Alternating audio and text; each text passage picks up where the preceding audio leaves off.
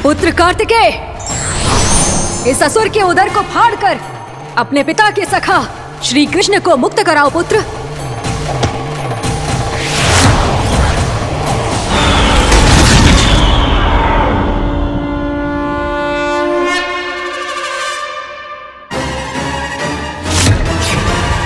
मैंने कहा था तुम में से कोई भी मेरा बाल भी बांका नहीं कर पाएगा। तुम देवताओं का तो सामर्थ्य ही क्या, स्वयं देवों के देव महादेव भी मेरा कुछ नहीं बिगाड़ पाएंगे। कृष्ण को अपने उदर में ही पचा जाऊंगा मैं।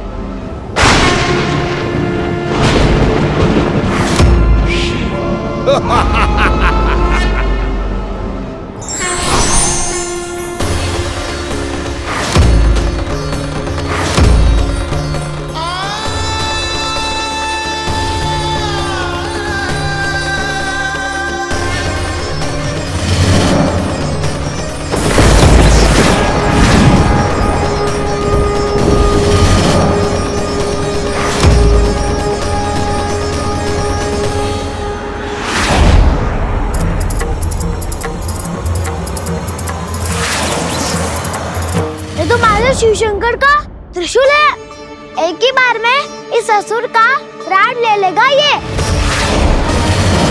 हाँ, महादेव का त्रिशूल।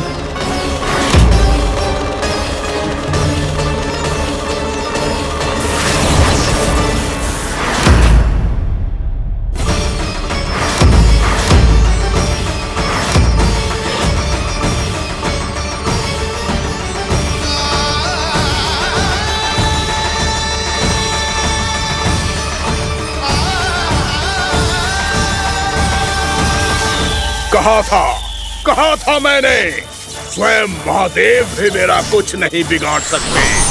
अजय हूं मैं, अजय।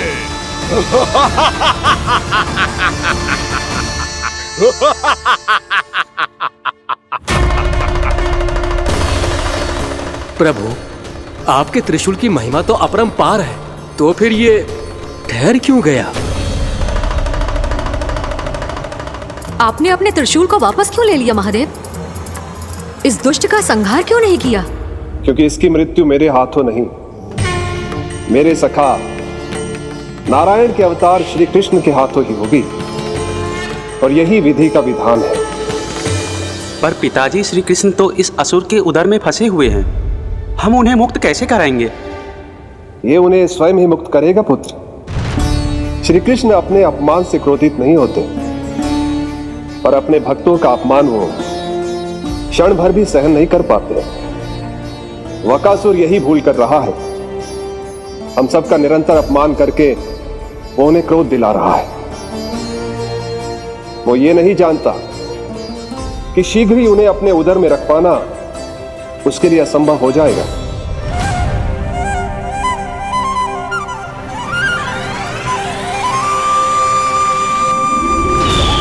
क्या हुआ महादेव, पराजित होकर भी मुस्कुरा रहे हैं?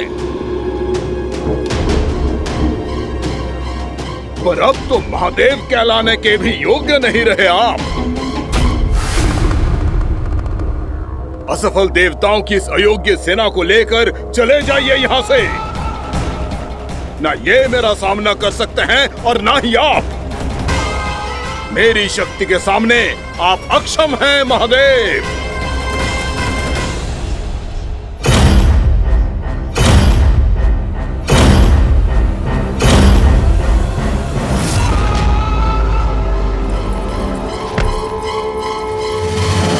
सुधा, जिस दुष्ट ने मेरे लल्ला को निगलो है ना, भीतर से जले को छटपटाएगो, पीड़ा से कराएगो। जिस तुझने मेरे लल्ला को निगलो है ना, भीतर से जलेगो, छटपटाएगो, पीड़ा से कराएगो। ये क्या हो रहा है मुझे?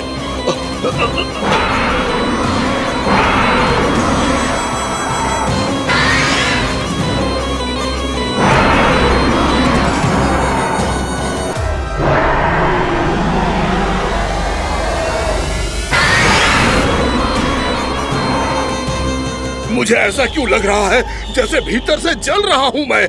ये क्या हो रहा है मुझे?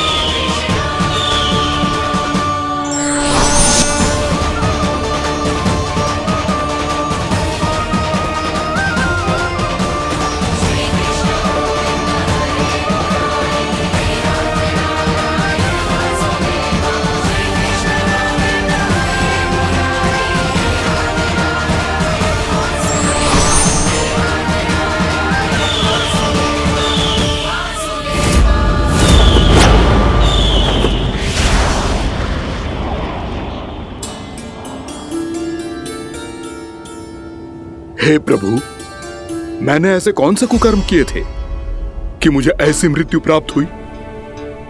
और ऐसे कौन से सुकर्म किए थे कि आपके हाथों से मुझे मोक्ष प्राप्त हुआ है प्रभु? में स्मरण करो, हे गिरीश की पुत्र वक्कासुर। स्मरण करो, कैसे अपने पिता की तरह अभिमान से भरे हुए थे तुम। स्मरण करो, कैसे हमें पराजित करने के लिए पूरी सृष्टि को संकट में डाल दिया था तुमने, और हमें विवश होकर पराजय स्वीकार करनी पड़ी थी। स्मरण करो, कैसे तुमने देवराज इंद्र का छत्र चुरा लिया था। पर यह सब भी पर्याप्त नहीं था वक्कासुर। तुम्हारे पापों का घड़ा तब भरा था जब तुमने देवी गंगा के जल में साधना करते हुए जजाली मुनि की तपस्या में व्यवधान डाला था।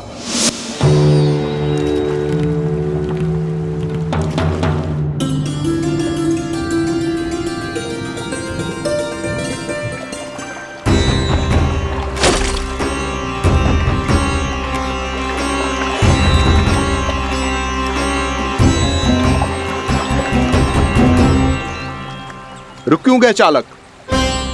नौका को आगे की ओर ले चलो। आगे बढ़ना उचित नहीं होगा महाराज। यहाँ से कुछ ही दूरी पर जालजली मुनि तपस्या कर रहे हैं। तो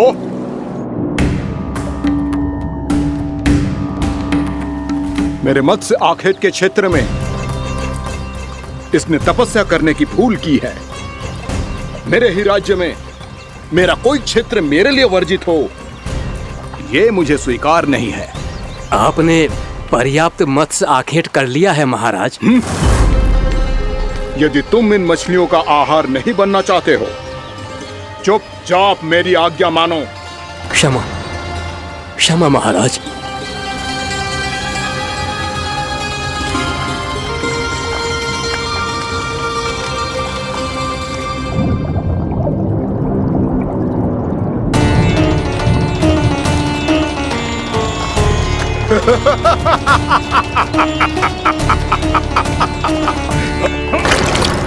मुनिवर, रक्षा कीजिए, रक्षा कीजिए मुनिवर, हमारे प्राण बचाइए मुनिवर, मुनिवर हमारे प्राण बचाइए।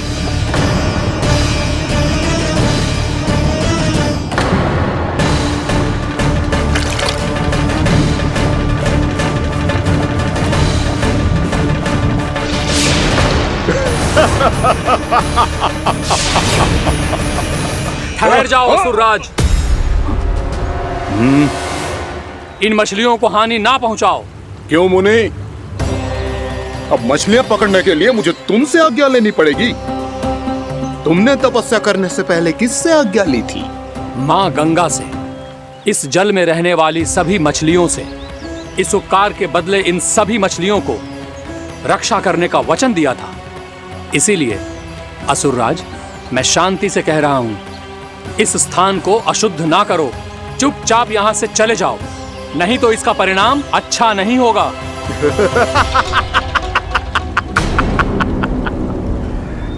तुम जिन देवताओं की तपस्या कर रहे हो ना मुनि, उन्होंने भी मेरा कुछ नहीं बिगाड़ पाया था, और तुम मुझे धमकी देने का दुस्साहस कर रहे हो।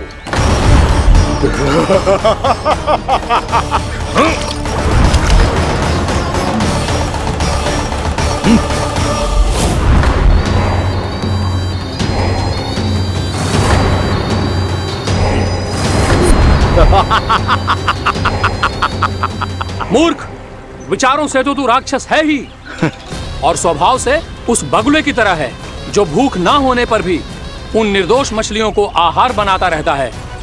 इसलिए अभी इसी क्षण से तू वकुला का जीवन जिएगा। ये मेरा श्राप है, ये मेरा श्राप है।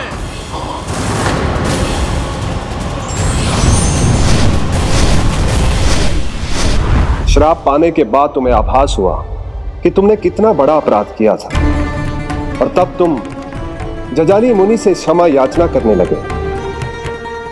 तुम्हारे अपराध बोध को जानकर मुनि श्रेष्ठ शांत हुए और उन्होंने तुम्हें वरदान दिया। श्राप से मुक्ति का एक ही मार्ग होता है असुर, पश्चाताप। तुम्हें अपने भूल का पश्चाताप है, इसीलिए मैं तुम्हें वरदान देता हूं। तुम्हें मेरे श्राप से मुक्ति अवश्य मिलेगी। स्वयं प्रभु श्री नारायण के अवतार इस बगुले के देह के बंधन से तुम्हें मुक्त करेंगे।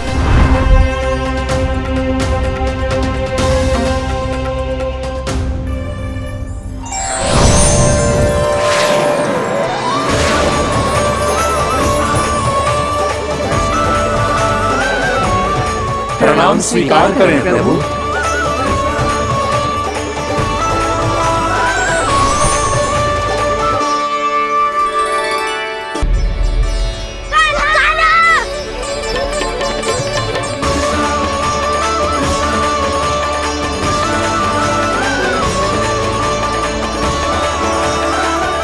मुझे ना बताओ कि तुम सबने क्या देखा है, चाहे जो देखो है, बस मैया से कछु मत ही बताना। कान्हा!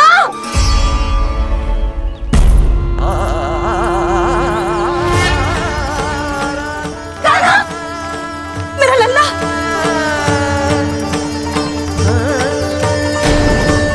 भानु बता रहा था तुझे कोई असुर पंछी निकल गया था। हाँ?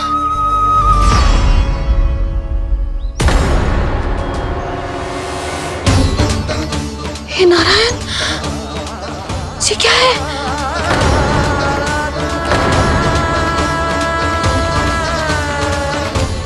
ये सब कैसे हुआ लल्ला? हाँ? कोई बताएगा मुझे ये क्या है?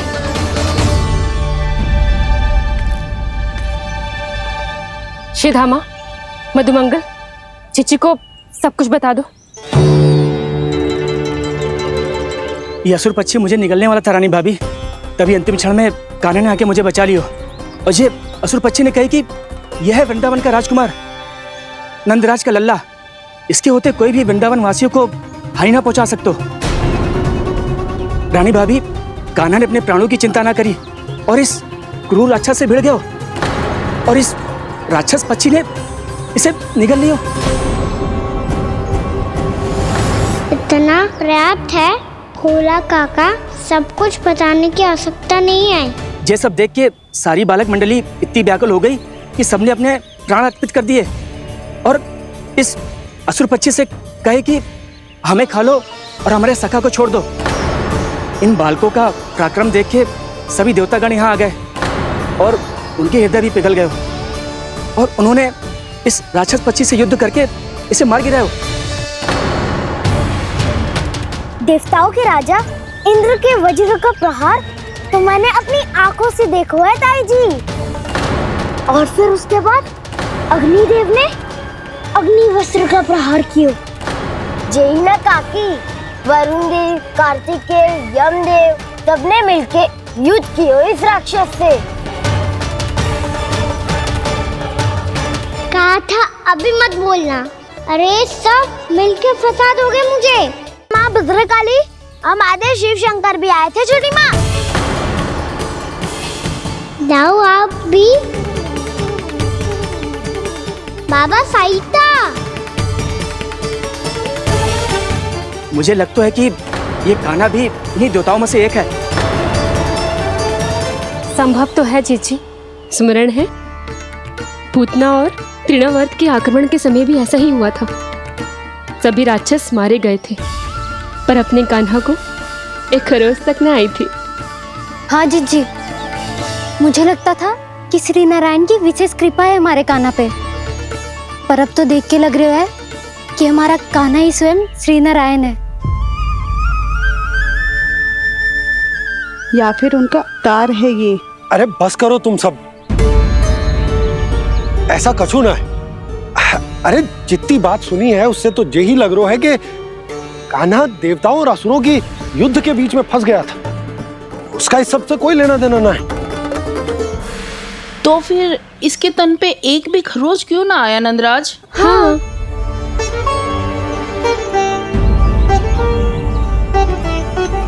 है काकी, खरच तो है। दिखा लल्ला। भैया बात पीड़ा आ रही है, कुछ करो ना। चिकोपिया भी ना अति करती है। श्री नारायण का अवतार हो तो इतनी तनिक सी खरोच पे ऐसे रो तो क्या? बस बहुत होगा। अब तो तुम सबने सीमा ही पार कर दी है। कभी से श्री नारायण बुलाते हो, कभी श्री नारायण का अवतार। तनिक कछु हो ना जाता है कि तुम सब कहानियां बुनने लगती हो। जे बस साधारण सा बालक है, मेरा लल्ला है जे, इसे भगवान मत ही बनाओ।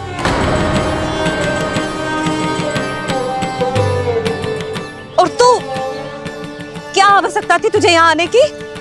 हाँ, वो भी मुझे बिना बताए। मेरे साथ छल करके आयो है तू। अब तू घर चल, ऐसा दंड दूंगी ना कि मैया बहुत पीड़ा हो रही है। मैया बहुत पीड़ा हो रही है मैया। हाँ नन्ना, तू घर चल, मैं तुझे औषधि लगा दूंगी। हल्दी का लेप लगाऊंगी ना, झट से ठीक हो जाएगा। चल चल।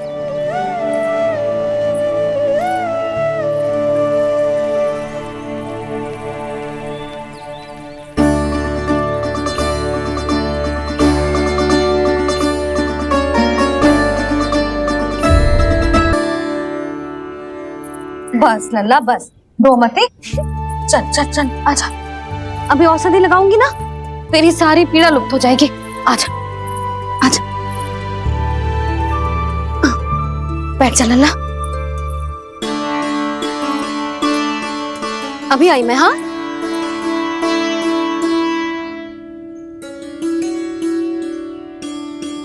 मैया। अरे तू अभी तक रो है? क्या कह रही थी सारी गोपियां? बता। के मेरा लल्ला श्री नारायण का अवतार है। दिव्य है, भगवान है। और जो भगवान इतनी छोटी सी चोट पे रोते हैं क्या? इतनी तो लगी भी ना है तुझे जितना तो तू आ ऊ कर रहा है।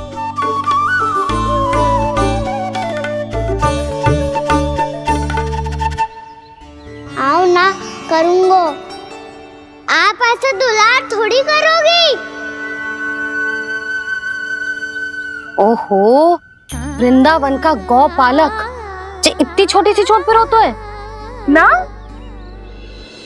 गोप बालकों का मुखिया इतनी छोटी सी चोट पे रोता है। मेरा लल्ला तो सबसे शक्तिशाली है, इतनी छोटी सी चोट तो क्या बड़े बड़े राक्षसों से भी ना घबराता है। हाँ, एक बार में सबको समाप्त कर देता है कि ना?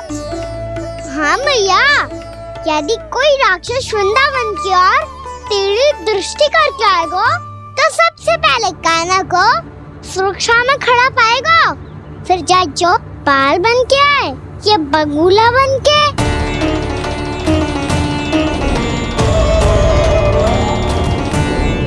ना लल्ला, सोचो भी मती, वृंदावन की सुरक्षा करना तेरा दायित्व ना है। तुझे और कोई संकट का सामना करने की आवश्यकता ना है। अभी तो मेरी पीड़िता का हरण कर रही थी, अचानक से क्या हो गया मैया को? कोई आवश्यकता ना है तुझे ऐसे संकटों का सामना करने की। आने दे आज तेरे बाबा को, सीधा सीधा बोल दूंगी। बहुत हो गए उनके तर्क वितर्क। मेरा फूल सा लल्ला वन में अकेले गौचारण के लिए ना जाए को। आज बगुले ने निकल लियो, कल कछु और हो जाए तो? नारायण ना करे, कहीं कछु ऊंच नीच तुझे कछु हो जाए तो? मैं तो जीते जी मर जाऊंगी।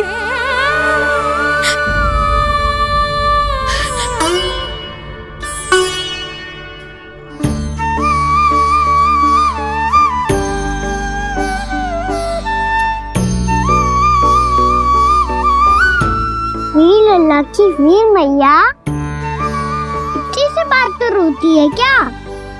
क्या करूं कान्हा, तुझे ऐसे बार बार संकट के मुंह में जाते हुए ना देख सकती मैं। तो फिर मैया मैं वचन देता हूँ, आज के बाद मैं गौचारण के लिए तभी जाऊंगा जब आप आज्ञा दोगी। पक्का? छल ना करेगा ना मेरे साथ? मैंने कब छल करो मैया? अच्छा ठीक है, ना करूँ छल। यदि आपसे पूछे बिना बाहर निकलो तो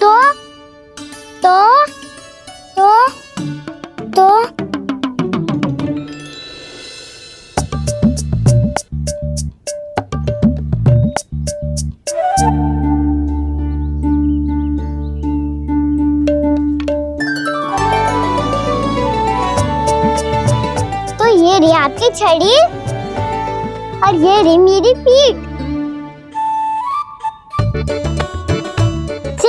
देना था पर तोड़। ठीक है, जब तूने अपना दंड निर्धारित कर ही लियो है तो सोच ले, अब अगर तूने मेरी बात ना मानी तो तोड़ तोड़ छड़ी पड़ेगी, समझ आई?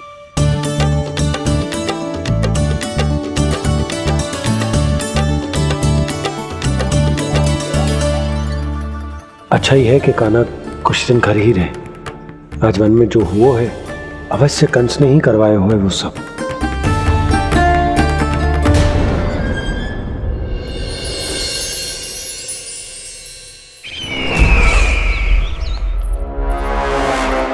आपका ये धनुष तो सबसे अधिक शक्तिशाली था महाराज, ये कैसे टूट गया? कहीं ये बकासुर की पराजय का संकेत तो?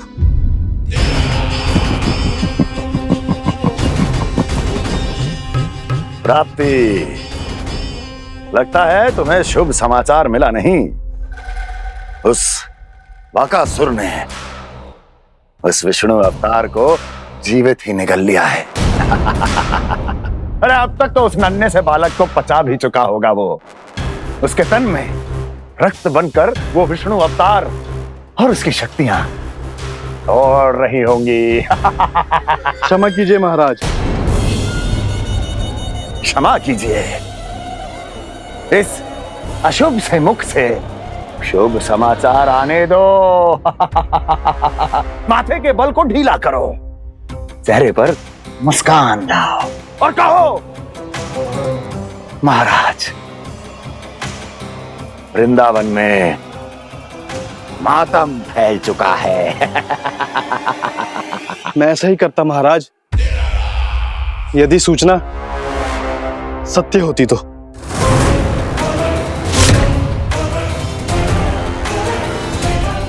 कहना क्या चाहते हो? एक क्षण में सूचना उगलो, अन्यथा मेरा योद्धा बकासुर विष्णु अवतार की तरह तुम्हें भी जीवित निकल जाएगा। आने दो।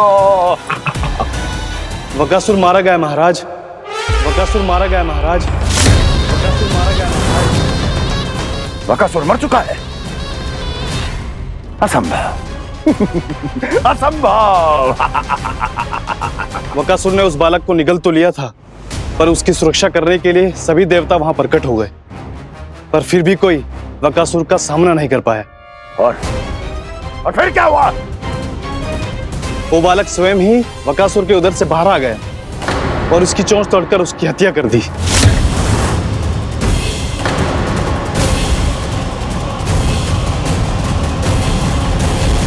वन में बकासुर की चोंच टूट गई और यहाँ आपका ये धनुष।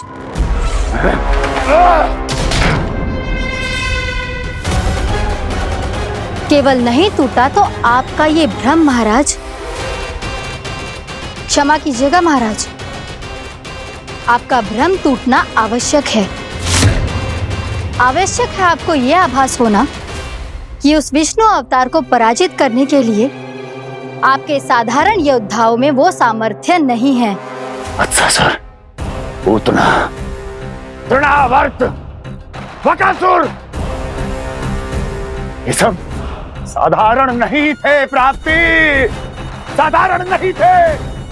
फिर तो ये और भी अधिक चिंता का विषय है महाराज, क्योंकि इसका अर्थ तो यही हुआ कि वो विष्णु अवतार कुछ अधिक ही असाधारण है और उसका सामना करने के लिए और उसे मिट्टी में मिलाने के लिए आपको एक ऐसे अस्त्र की आवश्यकता है जो उसके सामने ना झुके और ना ही टूटे।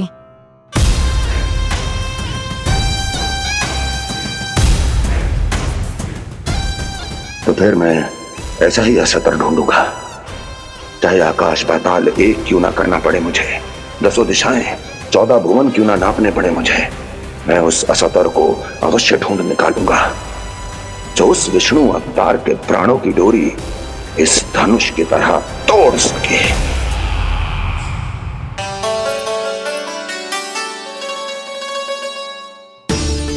थैंक्स पापा, मैंने मैया को वचन दिया है कि जब तक नहीं चाहेंगी मैं वन नहीं जाऊंगा, इसलिए आप मुझे मारने के लिए कोई शक्तिशाली असुर ढूंढने में व्यस्त रहो।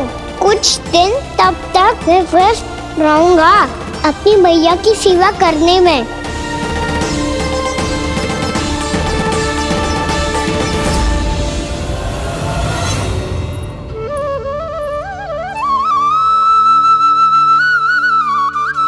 लो मैया, तुलसी जी को चढ़ाने के लिए जल।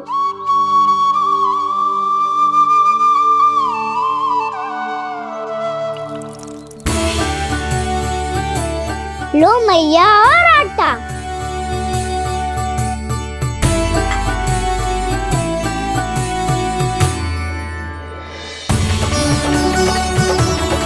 लो मैया, बेलन।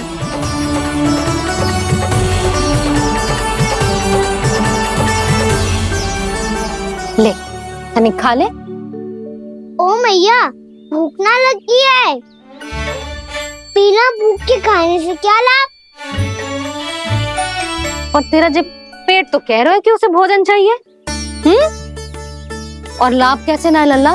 भोजन का लाभ है ना, तन को पोषण मिलेगो, स्वास्थ्य बनेगो, जो तेरी भुजाओं में शक्ति आ जाएगी, ताऊ के जैसी, ताऊ से भी अधिक।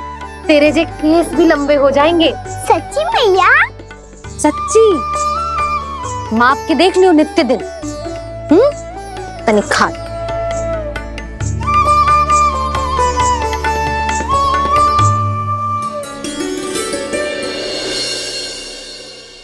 मान के मैया का कहना, छक के भोजन खाते हैं,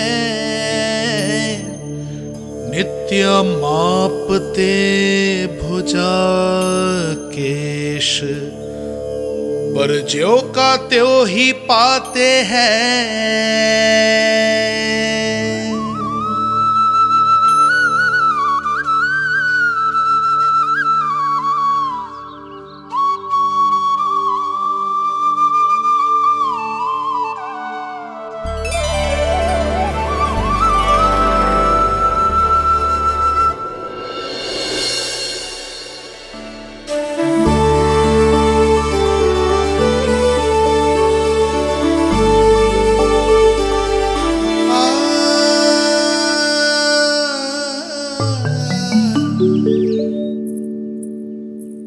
ले लल्ला, फल खा ले।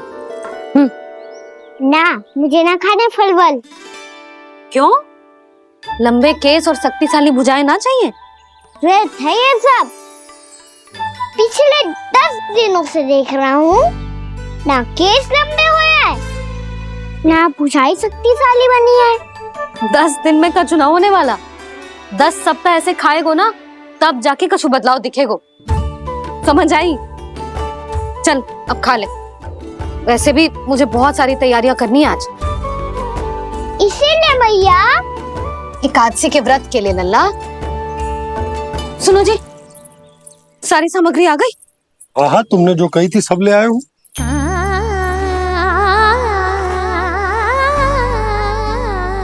इसमें नारियल तो है ही ना, उसके बिना मैं एकादशी की पूजा कैसे करूंगी? यशोदा, मैंने भोला से कह दिया, वो लेकर आते ही होगा। घबराओ मत। कैसे ना घबराओ जी, आपको पता है ना एकादशी का व्रत मेरे लिए कितना महत्वपूर्ण है। पता है। अरे इसमें तो दिए भी ना है। दिए ना है? अब मैं अभी लेकर आता हूँ। आप रहने दो, मैं ही लेके आती हूँ। भक्त भोला राम के यहाँ से है?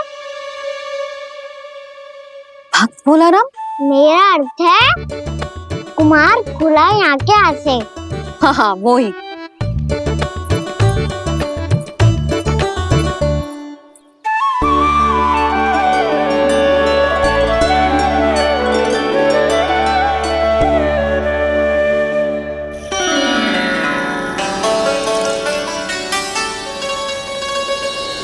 श्री हरि, श्री हरि, मेरे श्री हरि।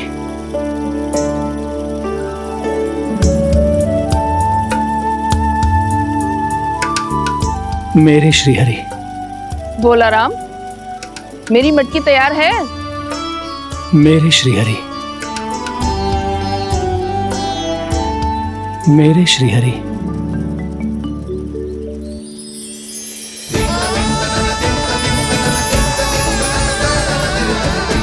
भोला राम,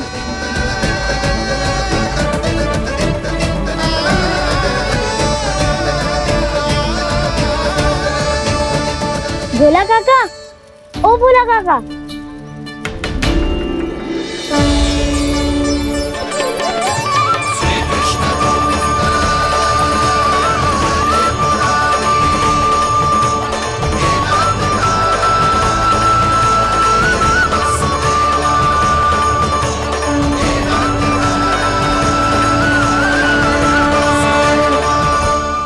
श्री हरि प्रसन्न हो गए। मेरे श्री हरि आ गए, मेरे भगवान आ गए। मेरे श्री हरि आ गए, मेरे भगवान आ गए। मेरे श्री हरि आ गए, मेरे भगवान आ गए। मेरे श्री हरि आ गए, मेरे भगवान आ गए। मेरे भगवान आ गए, मेरे घर मेरे भगवान आ गए।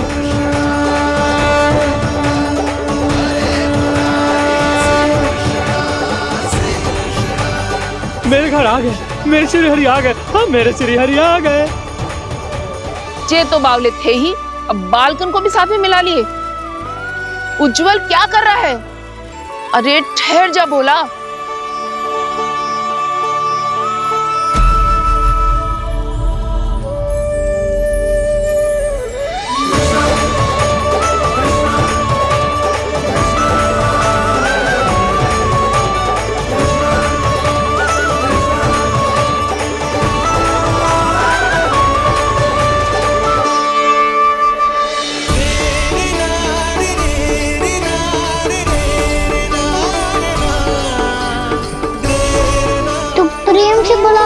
आएंगे हरि भी।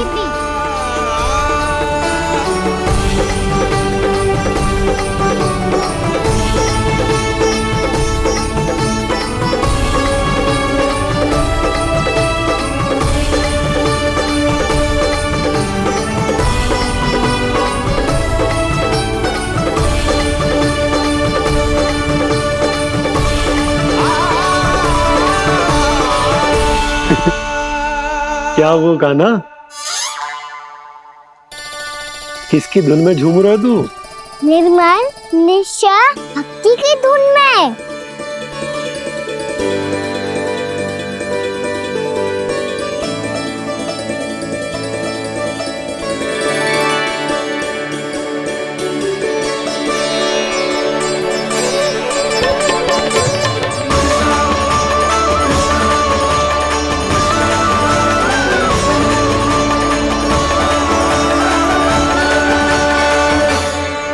अरे क्या हो गया इन्हें? पावले हो गए हैं क्या? ठहरो, कोई आवश्यकता ना है ऐसे बावलों की तरह नाचने की।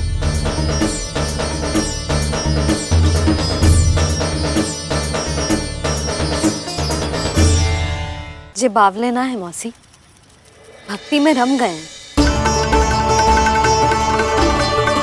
बस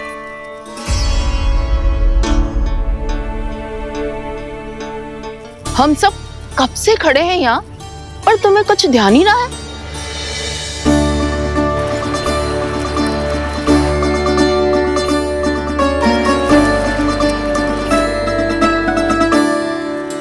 नाच गाने में ऐसे मगन हुए कि हमें देखा भी ना। मुझे नाचते हुए देख मेरे श्री हरि को इतना आनंद आ रहा था कि मैं अपने आप को रोक नहीं सका। और वैसे भी मेरे जन्म का एकमात्र उद्देश्य है श्री हरि की सेवा करना, श्री हरि को प्रसन्न करना। तुम बावले हो भोलाराम, या हमें बावला बना रहे हो? श्री हरि और तुम्हें देख रहे हैं? हाँ, अभी वो यहीं थे, देख रहे थे। भोला काका, आपने भी ना अति कर दी। अब हमें भी बताओ तनी, कहाँ थे श्री हरि?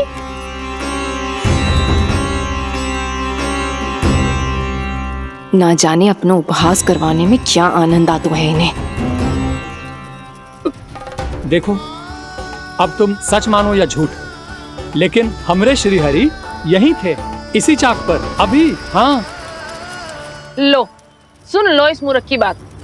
श्री हरि को और कोई स्थान ना मिलो जो इसके मिट्टी के चाक पे आकर बैठेंगे। श्री हरि को और कोई स्थान ना मिलो जो इसके मिट्टी के चाक पे आकर बैठेंगे। श्री हरि को और कोई स्थान ना मिलो जो इसके मिट्टी के चाक पे आकर बैठेंगे। जैसी मैया भैंस ही लल्ला, दोनों का कुछ पता ही ना चलतो, कब किस बात पर प्रसन्न हो जाए और किस बात पर रुष्ट। अरे मैं भला असत्य क्यों बोलूंगा? अभी यही थे श्री हरि। हाँ,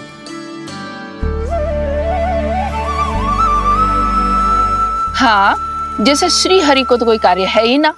वो तो आतुर होके बैठे रहते हैं कब तुम हरि हरि बुलाओ और वो दौड़े चले आए। भगवान तो भक्तों के पास आने के लिए सदैव आतुर रहते हैं। बल्कि सत्य तो यह है कि भक्तों के मन में ही निवास करते हैं भगवान।